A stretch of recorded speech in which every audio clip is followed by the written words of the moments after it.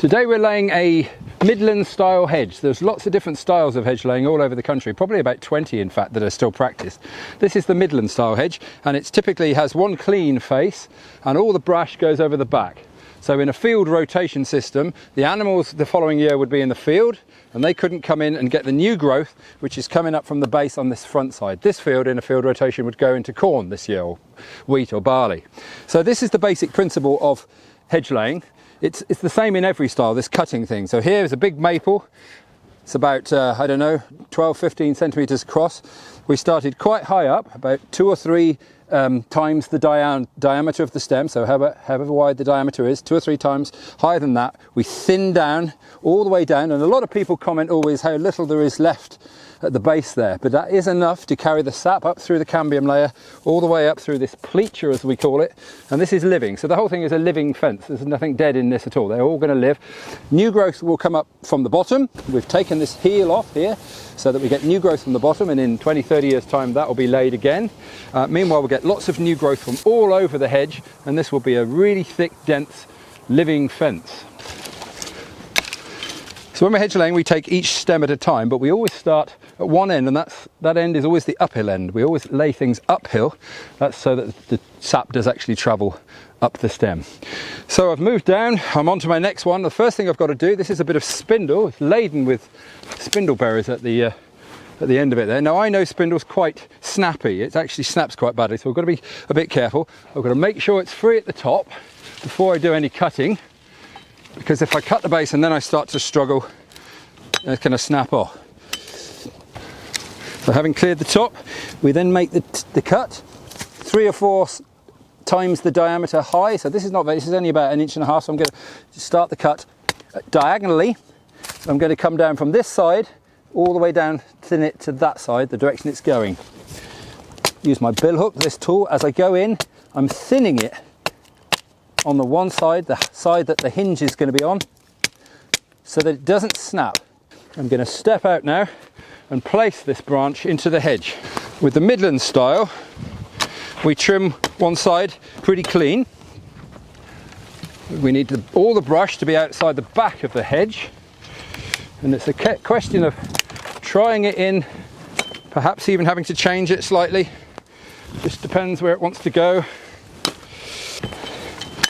I'm just thinning everything out and finding out how I place it in the hedge. There's a little bit of weaving, but not too much. These stakes have got to be vertical, so I don't want any pressure on them, which is going to make them bend out of the line. We want this line to be really, really straight, pushing all the brush out of the top. So I'm going to take that one off. That's not going to... If I was doing different style, like the south of England, we would have brush both sides. So these are the what we call stakes. They're made of hazel, about 1 inch at the thin end and a couple of inches at the thick end, about 5'6" tall. And I actually buy these in from all the way down in Hampshire. And so I'm going to sharpen it, safely placing it over my knee so I don't hit my knee. And then I'm going to place it into the hedge. And we use the measurement from the elbow to the fist, which is pretty well like a cubit, I believe they call that. And we want to get them running in line all the way down the fence, down the hedge. And the function of these stakes is to both hold the hedge strong, but also when I come to put on my top binding, as I call it, which we'll see in a while, then I weave in and out of these stakes. Give that a little knock. I'll bang these in a lot harder later on, but just give them a little knock for now. And then my next one's going to come up there and through between the stakes. Then we come back to the end, and you can see at the end here we've got what we call the heel.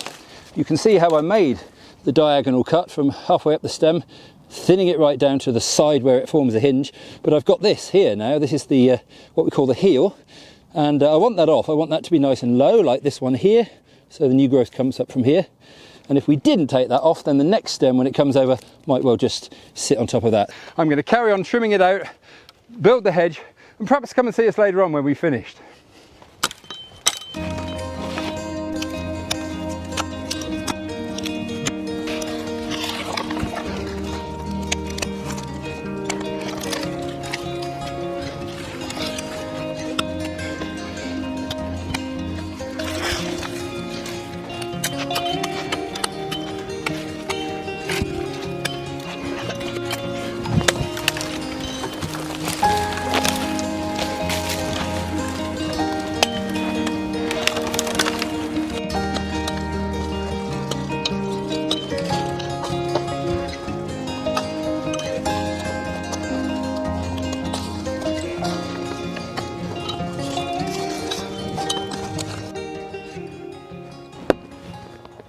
So having placed the stakes in as we go along, it's now time to drive them all in, making sure they're in a nice straight line, making sure they're nice and firm,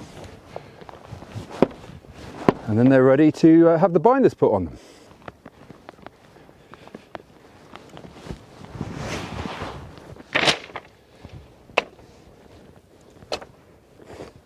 So now we're getting on nearly finished on the hedge now, and I'm putting the hazel binders or heatherings on, and these are also from a coppice woodland, and they're brought to the job from somewhere else. I offer one behind every stake, and I'm winding it in almost like a rope, really. That's about the best description.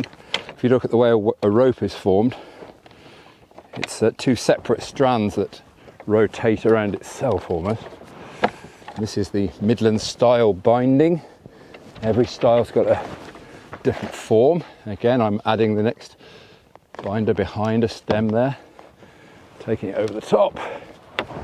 And this really holds it down, keeps the hedge in place. The Midland hedge is also known as a bullock hedge, so any cattle with horns, they can't lift the hedge around. This is absolutely solid. Wind the first one over,